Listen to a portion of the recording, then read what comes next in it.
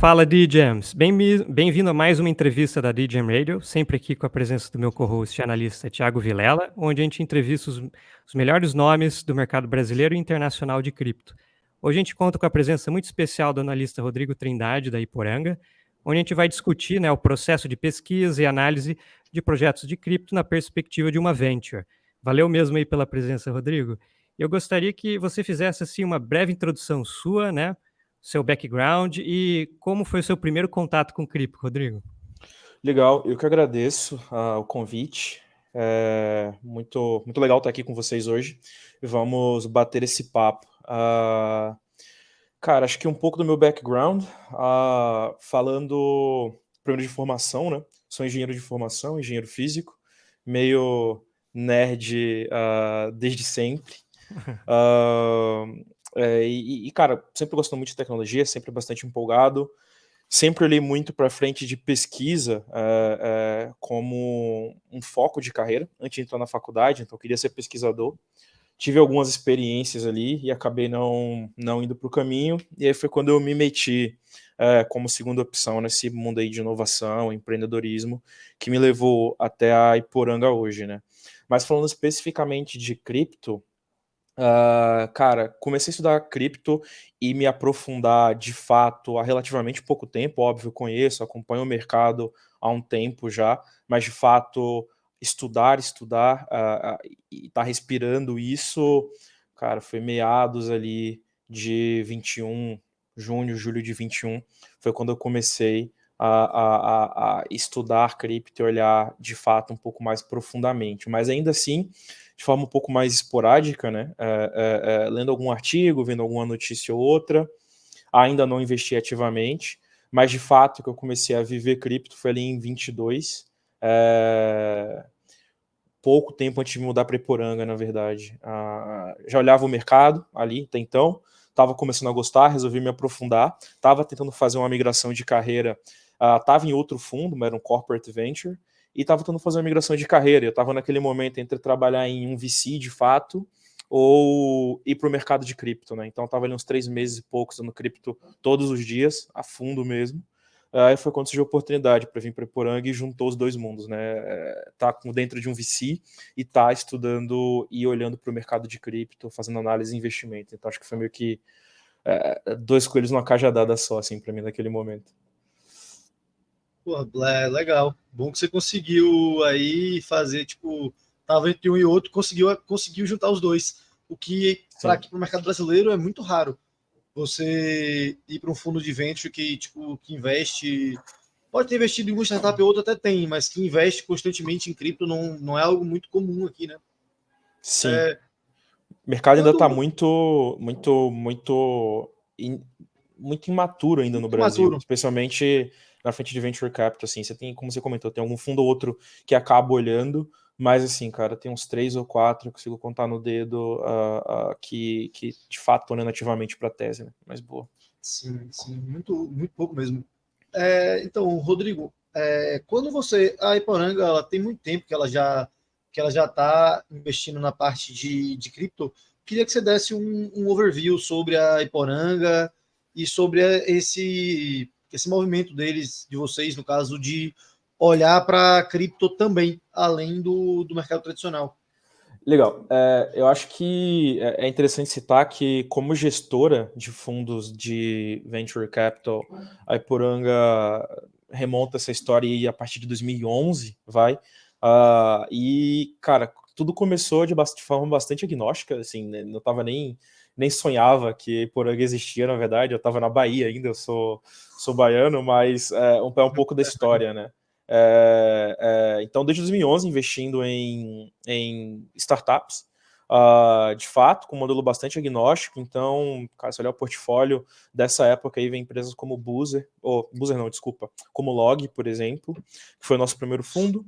Veio o segundo fundo, e por ainda investindo de forma agnóstica. Então, cara, Log, no primeiro, Boozer no segundo, e algumas startups como vocês estão vendo aí, Clave, Absta, Driven. Então, assim, de serviços financeiros, a mobilidade, a logística, setor de educação, setor de varejo, por aí vai, cara, tem de tudo no portfólio.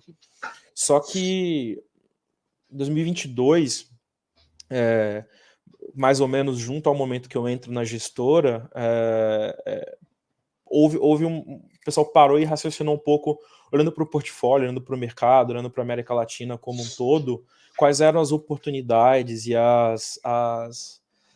de fato, as empresas, as startups, que melhor performavam, né? Para quem está escutando a gente não entende, um fundo de venture capital nada mais é que um fundo de risco.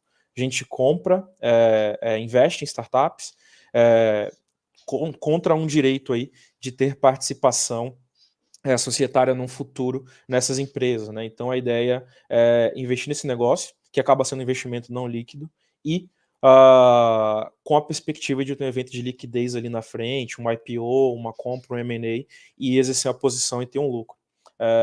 Mas enfim, olhando para essas startups, tanto do portfólio quanto da América Latina, que estavam surgindo, a gente percebeu algumas coisas. O fundo já tinha uma vocação gigantesca para atuar junto com serviços financeiros, por exemplo, e olhando para a América Latina como um todo, as empresas que melhor performam ou que têm os maiores valuations, os maiores exits, eram empresas que estavam envolvidas de alguma forma com serviços financeiros, né? Recentemente a gente teve a Pismo sendo adquirida por cerca de $1 bilhão, né? Então é o tipo de deal que a gente não vê todo dia no Brasil e na América Latina, e quando vê, geralmente está relacionado a serviços financeiros. E cripto entra dentro disso tudo de uma maneira bem interessante, né? Quando a gente olha para a América Latina, e acho que a gente vai até aprofundar um pouco depois, pode aprofundar um pouco mais na frente, você tem que, após a pandemia, a gente teve durante a pandemia um grande nível de digitalização e de bancarização da população, mas ainda assim uma população extremamente subbancarizada no Brasil, e ainda tem muita gente desbancarizada fora do Brasil, né? E isso se dá por uma série de motivos, seja por instabilidade política e econômica nos países, seja por uma regulação não favorável, seja de fato pela situação estrutural e histórica do país. E a gente enxerga cripto nisso tudo como um habilitador, cripto como uma camada de infraestrutura para levar serviços financeiros para a população da América Latina, de forma mais barata, de forma mais eficiente, de forma descentralizada, muitas vezes, que em algumas regiões da América Latina você tem instabilidade política muito grande, então você ter uma plataforma que seja resistente à censura, como o blockchain é bastante interessante. Então a gente acaba olhando para a blockchain muito nessa perspectiva, né? A gente costuma falar que são financial services com crypto rails, assim. Talvez seja um pouco da tese do momento. Então a gestora está pivotando e olhando para esse sentido agora, de fato. Então, a gente não investe exclusivamente em cripto, mas tem um olhar para cripto muito forte, e hoje dentro da empresa eu sou a pessoa que está mais focada em olhar para esses deals e produção de conteúdo e research em blockchain também. Então, um pouco disso, e aí, só fazendo uma ponte, apesar de a gente olhar muito para a aplicação real, coisas que a gente não costuma ver a comunidade falando tanto, né? A gente costuma ver a gente falando de regulação, a gente fala muito de infraestrutura, a gente fala muito de DeFi em diversos sentidos, mas acho que a comunidade ainda não aborda tanto o tema de como a gente leva cripto para a pessoa real, como é que a gente leva cripto para minha mãe, para o meu pai, sabe? Como é que a gente consegue fazer essa adoção em massa de fato acontecer. Mas para isso tudo acontecer, também é importante ter essas evoluções, né? Infraestrutura, UX e por aí vai. Então eu acabo estudando e me aprofundando também um pouco nessas questões, dado a natureza, né? Em cripto hoje, da forma que eu vejo, pelo menos, você ainda não tem um grande nível de abstração como você tem com negócios Web 2. Você não precisa entender qual protocolo que ele está usando, qual infraestrutura que ele está usando. Em cripto isso ainda é relevante, então acaba fazendo parte do scope aí do meu dia a dia. É legal. Pode falar, só. Não. Pegando mais ou menos esse gancho, né, Rodrigo, de que hoje a gente está numa fase de cripto que a gente está numa infraestrutura ainda, decidindo quais são os protocolos que a gente vai utilizar, o método de mensageria, o método de escalabilidade, sharding ou rollups, né? Então é algo bem complexo, e é legal você mencionar que o foco da Iporanga é realmente, pelo visto, mais em aplicações que vão eventualmente ter uma adoção gigantesca e facilitar a vida do usuário comum, né?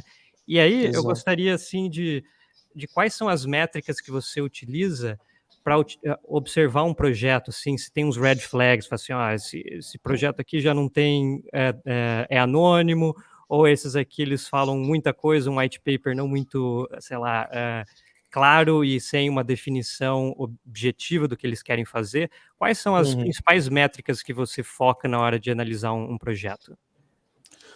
Tá, legal. Novamente, como a gente está investindo em negócios que, em tese, vão estar interagindo com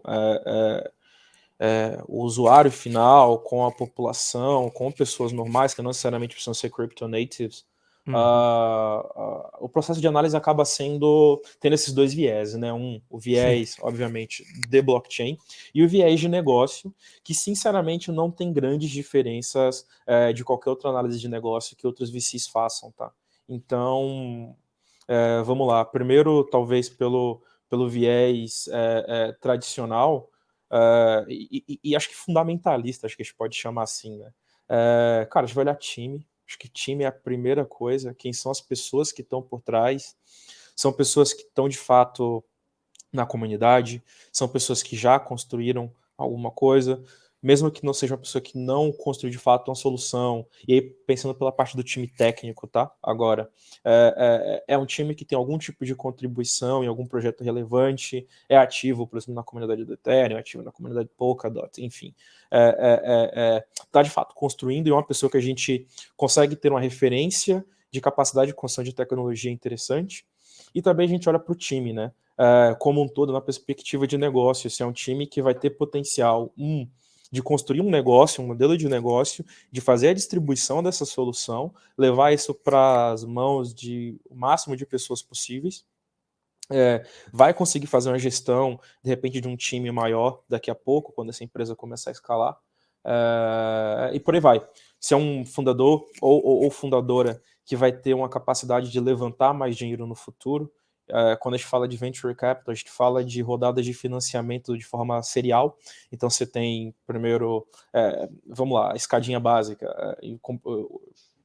O empreendedor levanta dinheiro com anjos, depois vai ali de repente para a primeira rodada institucional, que seria um pré-seed, depois um seed, um Series A, Series B, C, D, F, e por aí vai, até o IPO ou ser adquirido. Então, ter essa capacidade de transitar e conseguir levantar capital também é importante. E aí, por aí vai, né? Assim, o empreendedor está resolvendo um problema real, é um mercado relevante, se ele for um problema real, a perspectiva é que o negócio consiga ficar grande. Esse negócio tem que ser muito grande e escalar. Então, se o mercado não for grande o suficiente, mesmo que ele tenha a melhor solução, melhor time, não vai adiantar. Ele está abordando o problema de uma forma interessante. Esses empreendedores e empreendedoras, eles estão comprados com um problema, com um produto, com uma solução. Acho que estar comprado com um problema é muito mais importante do que com uma solução especificamente. E por aí vai, acho que são diversos critérios, né? E aí a gente vai olhar também questão de financial, business plan desse time, por aí vai. Mas aí, na parte de blockchain, a gente acaba olhando também, agora voltando para a parte um pouco mais técnica de blockchain, cara, em cima de qual infraestrutura está sendo construído o projeto e por quê. Se você escolheu construir em cima de Ethereum, por quê? Se você está usando Polygon, porque isso vai te dar escalabilidade, isso vai te dar a experiência de usuário que é interessante. Se você está escolhendo fazer alguma parte do seu negócio off-chain, por quê? Se está escolhendo fazer on-chain, por quê? Então vai toda essa análise tanto do lado da tecnologia quanto do lado do negócio de fato, né? Então acho que é um pouco do resumo. Acho que a gente poderia ter um podcast inteiro só para falar do processo de análise, mas acho que é um pouco do resumo. Então eu diria time bom, mercado grande, uma visão interessante e uma tecnologia sólida e pessoas capazes de construir essa tecnologia. Pô, Acho que é um legal. pouco disso. É aquela mesclagem, né, de até tech, como você falou mais cedo, cripto hoje a gente ainda olha muito para a parte de infra, a discussão ainda é por que rede você está usando, qual wallet você está usando, tudo ainda é muito rústico, já tipo, muito diferente da Web2. Então acaba que é meio que uma mesclagem desse processo, né? Você tentar Sim, enxergar isso como uma empresa de Web2, que é uma empresa que já está tentando atacar o usuário, já está tentando atacar um problema mais claro de aplicação e juntando com algo que você tem que atacar mais infra, que você ainda tem muita coisa que ainda é muito especulativo, não só em termos de mercado, de preço, etc., mas como do que vai vencer. Porque, sim, querendo ou não, a gente conversa muito, parece que a Ethereum, tipo, muita gente fala, parece que a Ethereum já ganhou. Pô, eu, quando entrei em cripto, passei um bom tempo sendo Ethereum maximalista. Mas, olha, está muito na infância. A tecnologia em si tem 14 anos, 15 anos, sim. que foi o primeiro paper, porém, contratos inteligentes só vieram à tona em 2015, 16. Então, Sim. não tem nem 10 anos ainda, é muito novo, para a gente poder cravar quem vai ganhar. Exato. Quem ganhou. Rodrigo, pelo que você falou, você ficou muito pouco tempo olhando para o mercado como um cara de varejo. Depois que você passou a analisar empresas como um investidor de risco, de venture capital, seu processo de como você olha para um projeto de cripto mudou muito? A forma de você enxergar um Ethereum, uma Solana, um Lens Protocol, como está na tela aí? Sim, cara, eu acho que sim e não, tá? Apesar de ter começado a olhar e analisar projetos de blockchain como institucional há relativamente pouco tempo, eu já tinha esse background de ventures há um tempo. Então, eu entrei no mercado no final de 2018, começo de 2019. Então, desde ali eu já comecei a criar essa mentalidade de fazer essas análises de uma perspectiva mais holística, não olhar só a tecnologia, mas também quem é que está por trás e como que essa tecnologia está sendo distribuída, quais são os diferenciais competitivos, moat e por aí vai. Então, de certa forma, eu acabava sempre olhando dentro da perspectiva do investimento no varejo como pessoa física, né, para os projetos que eu invisto, sempre com esse olhar. Mas de olhar para o time, olhar para a proposta de valor, e não só no hype necessariamente, ou alguma coisa que alguém está comentando muito e tal. Então acho que, cara, não teve essa grande diferença. O que mudou é que meu conhecimento ficou mais abrangente, né? Hoje eu tô mais focado nisso, tô estudando constantemente o tema, então evolui naturalmente o seu processo. E também você vai conversando com outras pessoas e conhecendo gente que entende mais do que você, que é mais inteligente do que você, estando no meio, né? E essas pessoas te dão ideias, insights, e isso, cara, pelo menos para mim, tem sido o que tem mais impulsionado, assim, e mudado a minha mentalidade, sido conversar com gente boa. Sim, pô, com Sim. certeza. O meio faz muito, né? Eu converso bastante com o Thiago, né? Que os eventos de cripto, eles têm muito insights, né? Então você vai lá, você conversa diretamente. O Thiago teve a oportunidade de ir na DevCon, conversar com Tem uma pessoas. história interessante em relação a A isso. gente se conheceu, lá, inclusive. Exato. Esse é o ponto, né? É, Eu ia fazer esse E, link, né? Que é então, muito importante, né, Rodrigo, de você conversar e direto, às vezes, com os devs que estão ali realmente tentando solucionar um problema tecnológico e que no final vai ser também um problema de experiência do usuário, né, no final, na camada ali. E, e é legal de você mencionar, até nos artigos que você fala ali, que, por exemplo, o cripto, 7% da população brasileira já está envolvida em cripto, e os estoques, né, as ações que já estão há muito tempo aí rodando, o brasileiro não tem acesso, né? Mesmo com todos esses problemas de onboard que a gente está tendo com cripto, ainda a gente teve uma adoção maior do que o mercado tradicional. Então, a possibilidade de crescimento que a gente tem aí, talvez com uma introdução do Account Abstraction, outras tecnologias que vão melhorar a nossa experiência de usuário, vai ser impressionante. O que você acha disso, Rodrigo? sim, acho que já respondo, mas acho que uma das coisas que eu esqueci de contar lá atrás, quando eu estava falando quando eu entrei no mundo de cripto, cara, eu estava de fato ali em pré-dev com o Malir, estava estudando bom, já há uns 2, 3 meses cripto full time na Iporanga e mais uns 3, 4 meses com foco maior, como eu tinha comentado. Mas DevCon foi meu primeiro evento de blockchain, assim. E, cara, aquilo ali foi sensacional. Um mundo novo. Eu lembro até hoje olhando em volta, meu Deus, o que é isso? O que esse pessoal tá falando, assim? Bom, acho que até hoje eu tenho a sensação, mesmo de mais de um ano aí full time, enfim. E voltando à pergunta, cara, sim, eu acho que tem um processo acontecendo, né? Você comentou dos 7% da população brasileira ali que tem acesso, de alguma forma, a blockchain, ao mercado de cripto. Eu acho que, cara, muito desse movimento, além de, óbvio, do pessoal entender o que é Bitcoin, deixa eu entender, deixa eu ver o que é Ethereum, deixa eu entender, acho que o movimento dos crypto games foi fundamental para que a população brasileira adentrasse, né, no ecossistema, assim. Cara, quando você vê não só os X-Infinity. Não só o X-Infinity, cara, mas eu não sei quantos de vocês aí... Bomb Crypto. Com Bomb Crypto. Tiveram vários Bomb Crypto, CryptoCars, mas aí era tudo Plant vs Undead. Tudo Ponzi, né? A maioria. Era tudo Ponzi, vários esquemas. Tem um brother meu que ganhou uma grana e depois, com metade desse aí, depois deixou tudo no resto, na segunda leva. Sim. Cara, tá tirando papo de 50 mil por mês, assim, tipo, semana. Nossa. Um negócio assim. Eu não lembro se era por mês ou por semana. Passou tudo. Voltou tudo para as outras Ponzis. Ficaram todas as Ponzis novas. Esse é o problema. É saber a hora de parar. Mas, velho, sabe, uma coisa que eu acho... Pode terminar, Rodrigo, desculpa. Porque depois cara, eu só ia fazer um comentário com essa relação dos games, é que até não sei se vocês já jogaram Tibia, cara, surgiram vários cripto Tibias aí também, por aí vai, cara, foi bizarro essa onda. Mas pelo menos onboardou muita gente. Sim. Porque você tinha que usar MetaMask, né? A maioria tinha que usar MetaMask, então... Sim. Eu nunca fui um cara muito de game, mas já jogava poker, já gostei de aposta há muito tempo atrás, comecei a faculdade. Gostei muito de poker, estudei poker há alguns anos. E, velho, uma coisa que eu acho que cripto tem esse tanto de onboarding, mesmo com tanta dificuldade na interface, com interface tão arcaica, é a questão do que de cassino que ainda tem. Eu acho que é por isso que passou a bolsa tão fácil.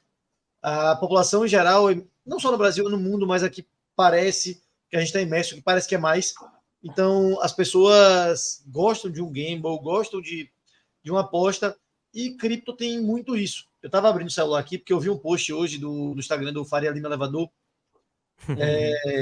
falando aqui, vocês querem falar de investimento de longo prazo para o brasileiro?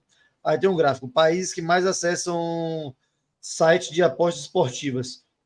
Brasil, em primeiro lugar, com 3,2 bi. Aqui o gráfico ele não explica se é pessoa, provavelmente deve ser clique, não sei se mês, enfim. O segundo colocado é o Reino Unido, com metade, 1,6. E o terceiro é Nigéria, com 1,3. Turquia, depois Estados Unidos. Aí seguindo por Índia, África do Sul, Peru, Ucrânia e Austrália. Se você reparar, o Brasil está disparado em primeiro. Sim. E tem alguns outros países emergentes também, logo depois. Tem o Reino Unido, pula, a Nigéria, a Turquia. Então a gente enxerga que tem muito esse quê de cassino ainda. E cripto, eu fiz uma thread ontem falando sobre um protocolo de infraestrutura para apostas online. Eu acho que isso aí vai ser um grande onboard para cripto. Quando aposta online, aposta on-chain. Porque muita gente está no mercado, principalmente quem está no mercado agora, tirando a galera que está estudando, que está querendo construir algo, a galera que está fazendo trade. Velho, isso é uma forma mais pura de um mercado PVP. E isso é o quê? É poker, é aposta, cassino. É isso que as pessoas querem. Entretenimento. Dinheiro de entretenimento. Eu concordo contigo, mas eu acho que ao mesmo tempo é fundamental que a gente mude no longo prazo essa visão de cripto como um grande cassino. Eu não sei se vocês conseguem compartilhar a tela. Naquele artigo, um dos artigos que a gente postou sobre a América Latina, a capa dele é aquela, tipo uma terra, assim. Se conseguir abrir rapidinho, acho que tem um gráfico bem interessante, esse mesmo. Se você puder subir um pouco, tem um gráfico, um dos primeiros gráficos do artigo. Mais para cima, por favor. Mais. É um dos primeiros. Pode ir lá para o começo. Uhum. Esse aí, esse, de baixo. Se puder dar um zoom nele, é bem interessante, porque uma das coisas que eu acho interessantes, não só Brasil, mas América Latina como um todo, né, do porquê de o pessoal também ser mais aberto para adoção. Acho que esse gráfico é um bom exemplo. A gente tem, esse gráfico, basicamente, resumindo ele, quanto mais bancarizado o país, quanto mais acesso a serviços financeiros de qualidade, menos propensa essa população a ter uma grande penetração em cripto. Quando você olha para o lado esquerdo aqui do gráfico, onde você tem uma penetração bancária mais reduzida, você tem uma penetração em cripto gigante. Eu acho que o pessoal da América Latina, e vamos falar de Brasil, tem, cara, abertura para experimentar essas coisas, sabe? É tanta falta de infraestrutura em alguns momentos que quando surgem algumas soluções interessantes, desculpa, o pessoal tá mais adepto. Olha para o Pix. Cara, o Pix surgiu pouco tempo depois, 60% da população brasileira já estava usando, sabe? E aí eu começo a ver alguns movimentos, assim, aqui na América Latina. Não sei se você consegue jogar aí, por exemplo, foi uma thread que eu fiz, inclusive, sobre Eldorado, que é uma empresa bem interessante, cara, de peer-to-peer transaction, sim. Quando a gente olha para Venezuela, quando a gente olha para Argentina, quando a gente olha para Colômbia, outros países assim que tem uma penetração menor, essa thread mesmo, que tem esse cara ali no... Isso. Essa aqui? Se você puder até abrir o site deles, é interessante para exemplificar. Cara, muitas dessas pessoas vivem num país com inflação altíssima. Como que você faz para se proteger dessa inflação? Bom, ter à disposição a moeda mais forte, né? Só que você vai para a Argentina, você tem um mercado negro gigante com relação à compra de dólar, por exemplo, porque o governo ele proíbe você comprar por mês um maior do que certo volume. Então, a segunda alternativa mais próxima disso é stablecoin. Tem um SDC, tem um SDT e por aí vai. Então, esse tipo de solução também acaba onboardando muita gente. E tem alguns empreendedores que eu venho conversando que têm explorado essas características estruturais da América Latina para trazer mais gente para o mundo de cripto. Outro exemplo é Felix Pago. Se você conseguir jogar aí no Google também, é outro exemplo que eu gosto de dar. Eles são uma empresa... que eles perceberam o quê, né? Acho que todo mundo sabe, é meio que histórico essa questão do remittance, de quem vai para os Estados Unidos mandar dinheiro para a família, seja no México, seja na América Central, seja na América do Sul. Só que sempre tem alguns problemas. A população que está nos Estados Unidos tem acesso a banco, mas às vezes é subbancarizada, e a população que está recebendo esse dinheiro aqui, de fato, é desbancarizada. Então, cara, como é que você faz para mandar esse dinheiro, né? Essas pessoas iam lá no Transfer Union, nos banquinhos, nessas empresas de remittance, colocavam dinheiro, passavam um código via WhatsApp para seus familiares, e as pessoas na ponta de cá tiravam esse dinheiro em cash e também. Pagam uma fortuna. Sim. E pagam uma Porque é muito fortuna, caro. tipo, Muito caro. 12, Cara, demora 13%, 20% às vezes de taxa, né? 72 horas, às vezes, para chegar o dinheiro. Sim. Parece que tá fazendo igual a 1800, que quando mandava uma mensagem no pombo, parece que é a mesma coisa. Quando mandava Sim. a cavalo. Quando começou a questão do sistema bancário nos Estados Unidos, que mandava a cavalo, você de Nova York para Califórnia, que tipo, são os dois extremos do país. Sim, Então, a dependência do remittance, né, de algumas economias da América Latina, né, como você mencionou, né, Rodrigo? muitos países da África também.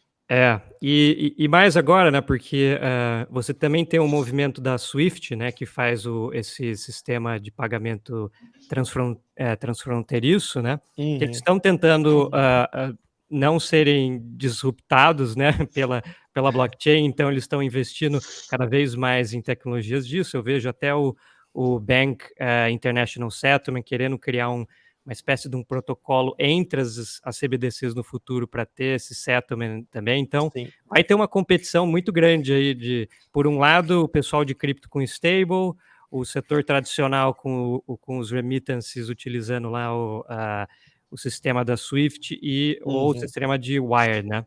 Então vai ser uma competição interessante. Exato, cara. E aí esses caras também acabam.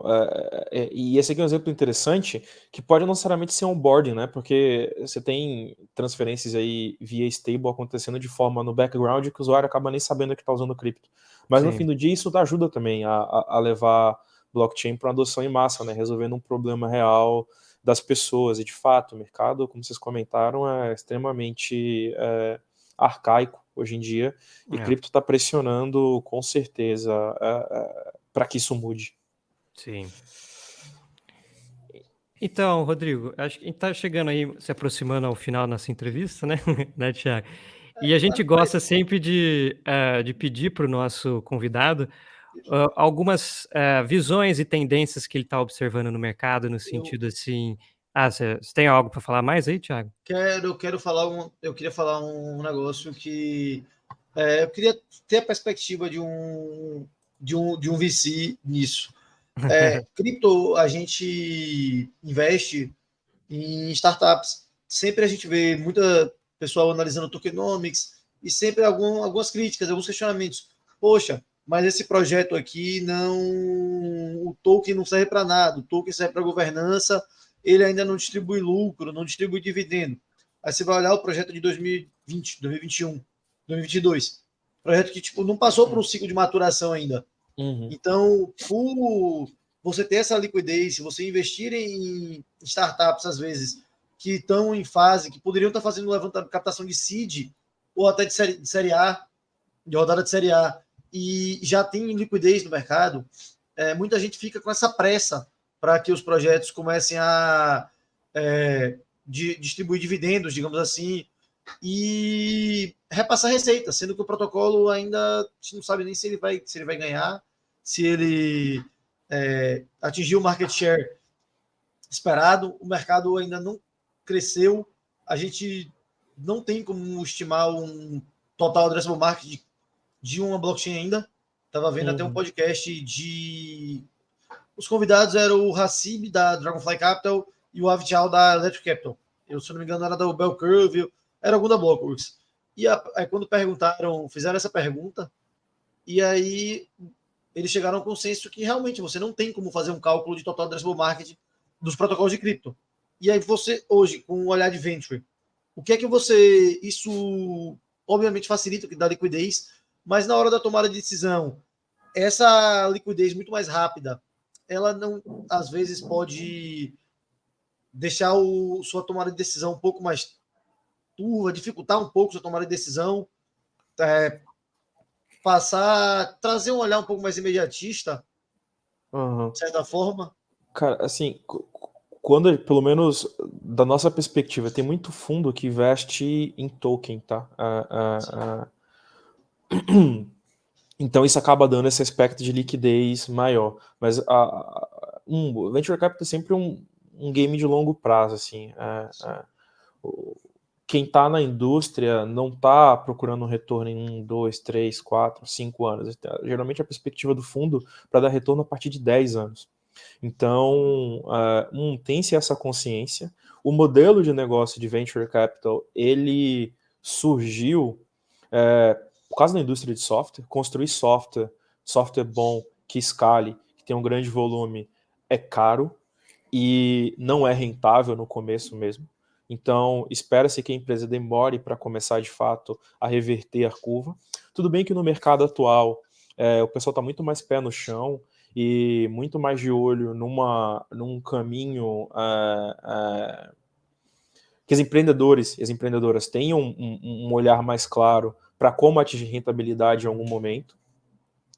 Mas no fim do dia, eu não percebo, pelo menos não dentro da indústria de venture capital, esse imediatismo por querer ter retornos logo e ter liquidez. E muito também por outro motivo, que cara, a maior parte dos fundos, eles investem através de alguns instrumentos, como por exemplo um SAFT, que é basicamente É um contrato de que você vai ter o direito aos tokens no futuro. Exato, e equity, dependendo do modelo.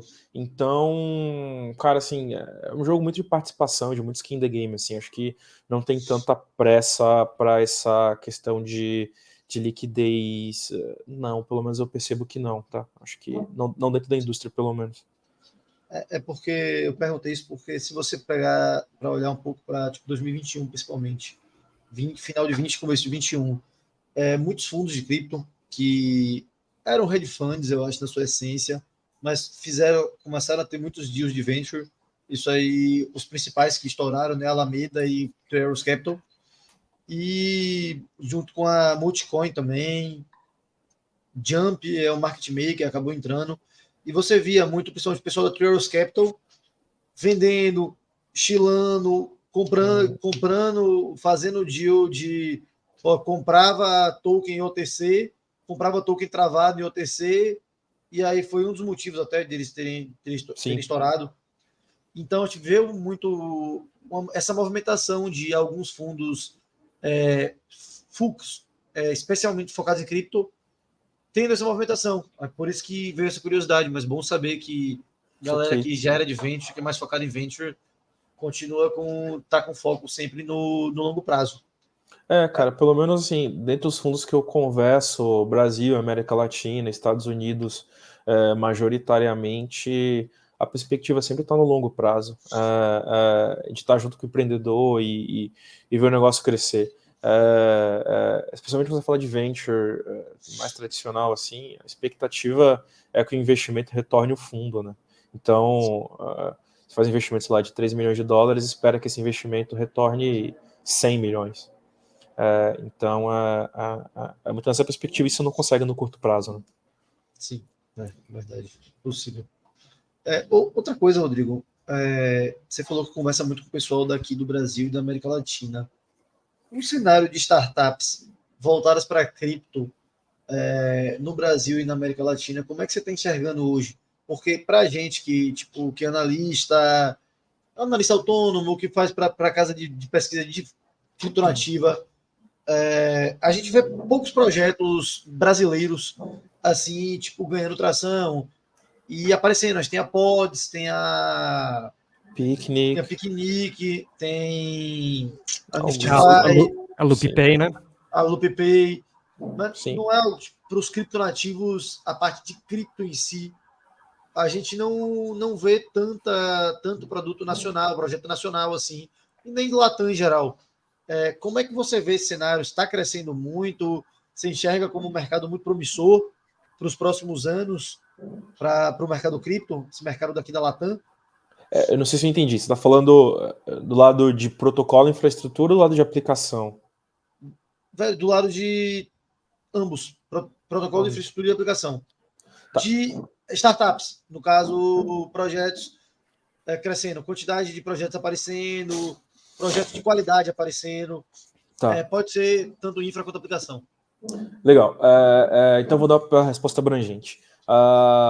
Cara, comparando com 21, até com 22, tá? 21 tinha bastante coisa surgindo o tempo todo mundo falando de cripto. Acho que o bull market, ele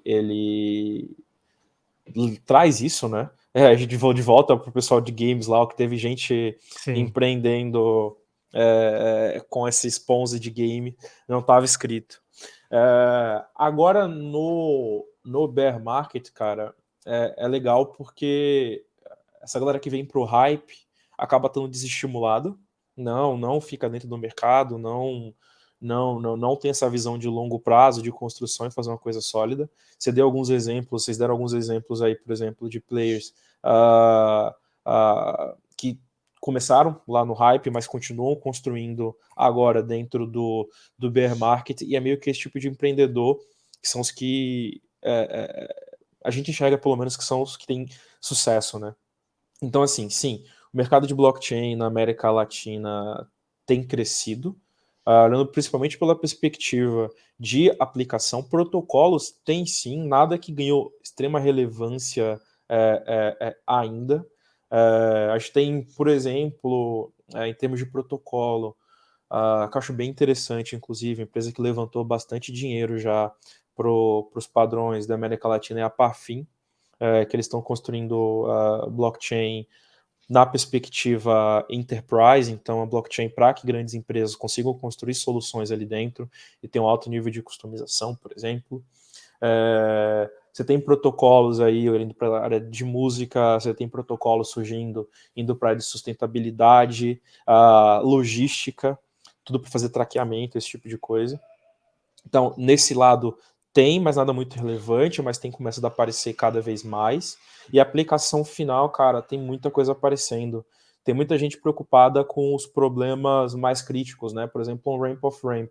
Apesar de hoje isso ainda está aparentemente mais resolvido para o varejo. Você tem, por exemplo, uma Binance e outras empresas onde você consegue fazer um ramp via crypto, off-ramp também. Mas quando você vai pela perspectiva do institucional, do grande banco, de uma fintech que quer estar fazendo esse ramp, off-ramp, custódia de cripto, você ainda tem bastante deficiência em soluções no mercado. Então tem bastante gente atacando esse problema. Tem bastante gente também tentando atacar o problema da stablecoin, seja aqui no Brasil, seja na América Latina. Então, stablecoin de real, stablecoin de peso colombiano e por aí vai. Como eu comentei anteriormente, Eldorado, atacando o problema das pessoas terem exposição à moeda mais forte, remittance. Então, sim, acho que a resposta é, mesmo num bear market, você tem empreendedores construindo, empreendedores olhando, tem chegado bastante coisa de qualidade para a gente analisar, mas não no mesmo volume que seria num bull, definitivamente não. Mas você tem outras iniciativas aí também, e até fora do mercado de empreendedorismo de fato, mas até com o governo, né? Tema polêmico, CBDC, mas por bem ou por mal, gera awareness sobre o tema, gera discussão. Então fica mais gente olhando, tokenização também, tem uma grande onda de tokenizadoras há um tempo atrás, então assim, o mercado está evoluindo, está amadurecendo. O mercado brasileiro crescendo, a gente viu da Argentina já mais maduro, o mercado da Colômbia também já é relativamente maduro, quando você compara pelo menos com o Brasil. Então acho que o mercado da América Latina está evoluindo, cara, está evoluindo num passo legal. Sim. Legal. É legal você comentar, né, Rodrigo, a questão das tokenizadoras, né, porque existe agora essa grande tendência no mercado sobre real world assets, né, e muitos países estão focando principalmente ali num sistema de tokenização no primeiro passo de uma blockchain permissionada, né, então, como você mencionou, tem várias tokenizadoras hoje que se sentem mais seguras num sistema onde eles têm o controle dos nodes, eles são distribuídos sob o controle de alguma entidade centralizada, né, mas é interessante ver que, por exemplo, o Real Digital já está utilizando uma tecnologia da Ethereum ali, o EVM, o Hyperledger Bezo. Quem sabe no futuro seja até possível você fazer uma bridge, né, de um sistema permissionado para um sistema público, né, e aí você ter essa intercomunicação entre eles e ajudar bastante a adoção. E talvez até esses roll-ups as a service podem ser um sistema, né, a Polygon Supernets, tem algumas as parachains na Polkadot, onde você consegue dar mais customização para essas entidades que não são muito acostumadas em ter um sistema muito despermissionado, muito aberto, e aí você consegue fazer, né, o onboard dessas empresas e eventualmente criar aplicações, vamos dizer, mais próximas do que eles gostariam, não só criar um contrato inteligente lá numa camada 1 e ficar à mercê talvez aí de uma volatilidade do gas e tal. Então eles querem ter mais controle sobre a arquitetura, né, a infraestrutura, né? O que você acha disso, Rodrigo? Bom, tem bastante coisa para comentar, né, sobre isso. Eu acho que, cara, olhando aí para o mercado brasileiro, pelo menos que é o que eu tenho mais familiaridade com relação à tokenização, tá? Eu acho que as empresas de tokenização não estão vendo o real digital que está sendo construído, como você bem comentou, em cima da Hyperledger Bezo, como algo negativo, muito pelo contrário, é uma grande oportunidade, assim, especialmente porque o governo fica mais próximo disso tudo. E o grande jogo das tokenizadoras e o grande empecilho delas até o momento tem sido regulação, né? Então, com uma infraestrutura de tecnologia que esteja operando dentro de um sandbox regulatório, regulatório, assim, né? Num framework regulatório, exatamente, é muito positivo. E bom, talvez por um curto prazo ainda seja meio que um sonho, mas quem sabe isso um dia, como você comentou, não abra as portas firmemente para DeFi, né, com tokens de real-world assets, você vendo como colateral em projetos de DeFi e por aí vai. Tem bastante gente já tentando fazer isso fora desse ambiente permissionado, com pouco sucesso até então, dado que, cara, é muito complicado. O processo é extremamente burocrático, você tem boa parte do processo off-chain, então no fim do dia a tokenização ela vem como uma camada de distribuição, não como uma camada de tecnologia para facilitar o processo, acelerar, baratear custo, sabe? Então é um dos grandes problemas. E quando você vem em regulação também, as tokenizadoras, emissões de token, o que a gente tem chamado aqui no Brasil de token de renda fixa, que... Precatórios do mercado Bitcoin, né? Que eles chamam. Também, você pode... Bitcoin tem emitido muito isso aí. Tudo que você vai olhar, por exemplo, de, cara, recebível de cartão de crédito, poder entrar nessa também. Eu vi a MFi, né, Rodrigo? A MFi, acho que é uma empresa brasileira que está envolvida também nisso, né? MFi que tem feito, a gente tem a Leak, BlockBR, AgroToken, cara, assim, é uma infinidade. De fato, tem muita gente tentando fazer tokenização. Só que é difícil. Então, pela forma que a CVM está regulando agora, essas empresas acabam caindo dentro do guarda-chuva da lei do crowdfunding, por exemplo. Bom, é uma forma de regular, é uma forma de manter o mercado relativamente seguro pro varejo, uma tentativa pelo menos, mas ao mesmo tempo você reduz muito o dinamismo do mercado por conta disso, né? Então, você coloca, por exemplo, limitação de quão frequente a emissão de tokens pode ser. Então, hoje, essas empresas estão limitadas a ter emissões de token espaçadas, né, em 120 dias, que é inviável para muitos negócios, ou até mesmo em termos de faturamento, né? Eu posso não falar o número correto agora de cabeça, mas se não me engano é algo em torno de 60 a 80 milhões de reais de faturamento que essas empresas podem ter. Num cenário de cripto, onde a gente quer levar isso de fato para o mundo inteiro, é irrisório isso, não é nada, e em muitos sentidos até complica investimento de venture capital, né? Como é que você vai investir na empresa que o cap de faturamento ela já está definido por default? Então tem algumas preocupações aí com relação à tokenização, mas acho que eu divaguei um pouco, mas voltando para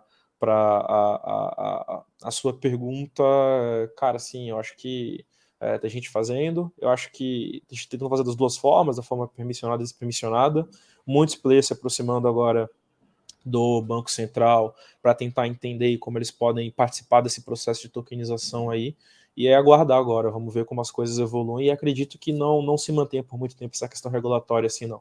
Imagino que em algum momento vai ficar mais favorável, como é para cripto no geral, né? Tanto com o marco regulatório de cripto aí no Brasil e por aí vai. Sim, concordo completamente com isso, Rodrigo.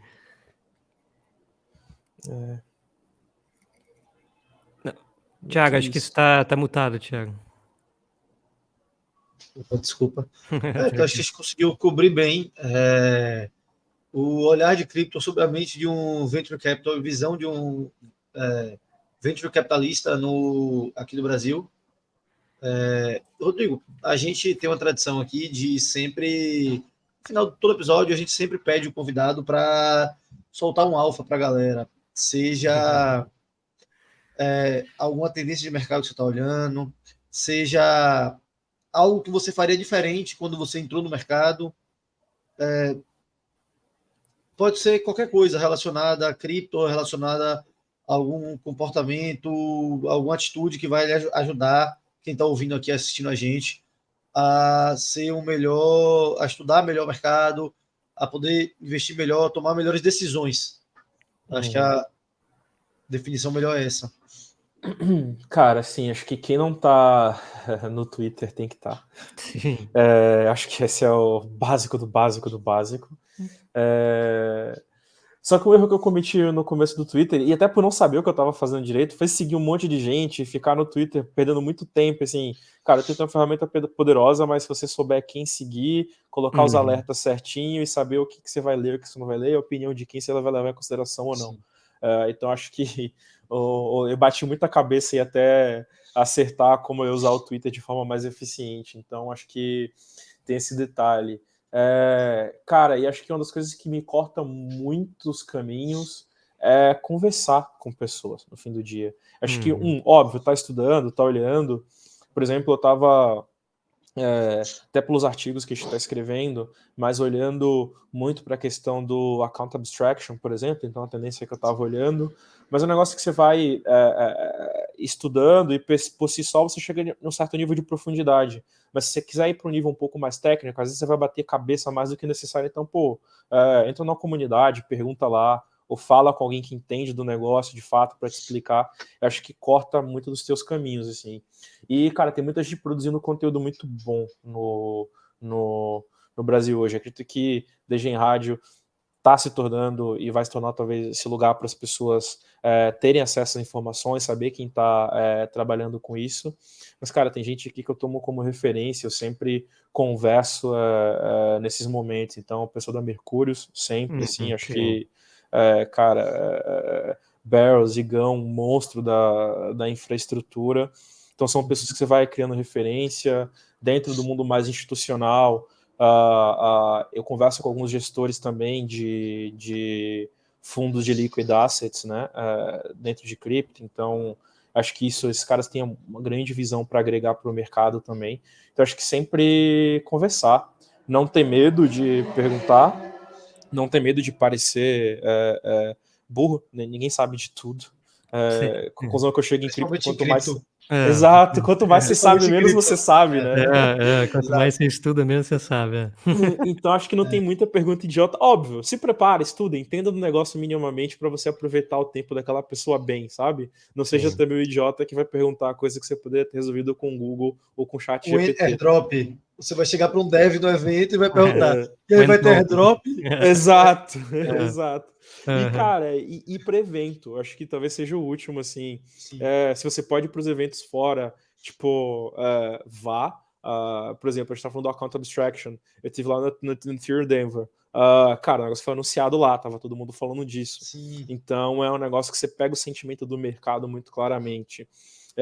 Muito do que eu escrevi no artigo de UX, por exemplo, muito insight que eu peguei no evento, conversando com gente que está olhando para isso, você começa a ver para que lado a comunidade está olhando, né? Sentindo ali o zeitgeist do mercado de cripto, quase. Então acho que os eventos, se você não puder ir para os eventos de fora, cara, vai para os eventos do Brasil mesmo, conversa com a galera, sempre tem gente muito boa, e onde você fica sabendo das fofocas também, coisas que não estão na internet.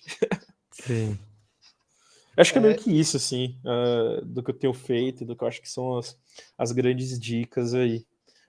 Eu me identifiquei muito. Eu também. Me identifiquei muito com o que você falou aí, porque eu passei de 2020, lá do meio de 2020, quando eu comecei a me aprofundar em cripto, até o primeiro evento que eu fui, que foi em maio de 2022, eu fiquei batendo cabeça sozinho. Eu tinha uma certa dificuldade de interagir online.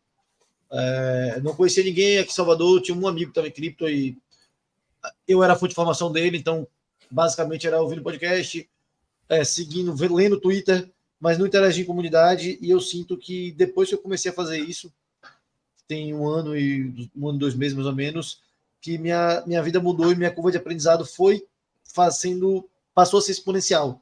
A ida para a DevCon também foi um divisor de águas. Eu acho que foi uma experiência ímpar. E agora eu quero ir para todas. Até pra moral, né, cara? Quando você tá naquele ambiente ali, você sai tipo, porra, eu tenho que estudar aquilo, Aquele negócio que o fulano falou, não entendi, deixa eu dar olhar, deixa eu ver lá o que é. Sim, é bizarro. E o que você falou, conversar em cripto, as pessoas são muito abertas. Diferente dos outros mercados, você conversa, tipo, você tá no Discord, você conversa com o founder de protocolo, você conversa com o CEO. Pô, a gente trouxe aqui o CEO do Notional, que eu conheci ele no servidor do Discord. E o cara veio, o protocolo teve 1 bilhão de TVL quase. E a galera de fora normalmente tipo, olha um pouco menos para cá. O cara falou, não, eu vou, topo de boa. Foi o primeiro, inclusive o primeiro podcast de vídeo foi com ele. Então, a galera é muito aberta em geral. Todo mundo tem esse... inclusive, eu acho que todo mundo aqui também, quando sempre tá um pouco de dedo para chegar na galera. E no final, se você falar, na maioria das vezes, 90% da galera vai te responder, vai tipo, te responder numa boa. Não, besteira. Sim. Essa é a beleza da Web3, né? Que você consegue realmente ter um contato direto e mais horizontal. Sim. Saúde. Eu acho legal, assim, acho que as pessoas percebem muito e é muito fácil identificar quem tá ali de fato. Às vezes não, tá? Talvez seja tão fácil assim, mas é fácil identificar quem tá interessado, quem tá olhando, quem tá perguntando de Relativamente fato. Puta, quem não tá, quem tá comprado e quem não tá com o negócio, sabe? Especialmente Sim, sim. agora. É só olhar quem tá falando e quem tá insistindo e batendo nisso agora. E quem tava pivotou pra durante AI. o ano inteiro. Hã? E quem pivotou para AI no começo do ano. E quem pivotou para AI, exato. Essa é a galera que você tem que olhar e se manter perto e, cara, construir relacionamentos, assim. Acho que, cara, ir em happy hours, direto eu vejo o pessoal no Twitter, vamos marcar um happy hour, eu tô em tal lugar. Tipo, vai, cara, aparece, cola, conhece gente. Acho que o mercado é feito de pessoas, né? Criptotecnologia, mas no fim do dia são pessoas. Eu acho que é isso. Pô, bem legal, Rodrigo. Nossa, visão completa e muito bem humana também, né? Que é bem legal ter essa visão. Que falta um pouco, às vezes, a galera de tecnologia, mercado financeiro, cripto. E é legal ter essa visão de um cara que está trabalhando em venture há um tempo já e que é relativamente novo na indústria de cripto e que está se destacando com um trabalho bem feito. Sim. É muito legal mesmo ver essa perspectiva, ouvir essa perspectiva sua. Boa. Fazer o jabá do meu Twitter aqui, pode? Pode. Pra galera também que estiver vendo, seguir lá, R0DTR, depois vocês puderem seguir lá. A gente vai colocar na descrição também. A gente vai colocar na descrição. A gente vai colocar na descrição. Segue o Rodrigo lá, que esses artigos, essas análises, ele sempre, quando publica no Mirror, posta lá também. E o seu primeiro artigo, inclusive, que eu li, eu vi no Twitter, acho que foi uma collab que você fez com o Igão, não foi? Com o Igor. Exato, ele teve a participação na construção de algumas ideias que ele me cortou ali, cara, uma semana de pesquisa pelo menos, assim. Ele é brabo. Cara, brabo demais. Sigam o Igão também aí. Quem não segue ainda. Se tem alguém que não segue o Igão ainda, sigam o Igão. O Squirtle do Cripto Twitter brasileiro. Exato. E o Squirtle é brabo. Exato. O maluco é monstro demais. É isso. Mas então é isso, gente. Então vamos ficando por aqui. E muito obrigado aí pela presença, Rodrigo. Pela presença. E até a próxima. Até a próxima, pessoal. Valeu, gente. Valeu.